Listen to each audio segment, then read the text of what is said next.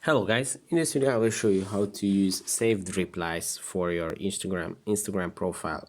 So first of all, go to the settings, then go to business, and here the third option is saved replies. So with this option you can set up a to reply to your followers. For example, thanks for reaching out,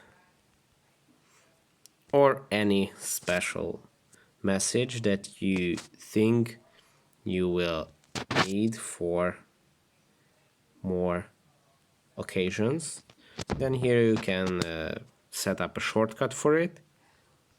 This way you can find it easier and save it.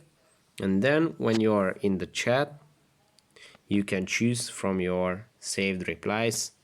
Just tap on it and it will send it to your follower.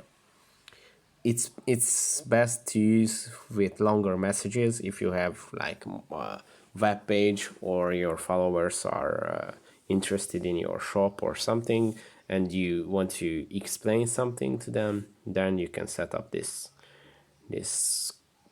nice feature and you can save a lot of time with it.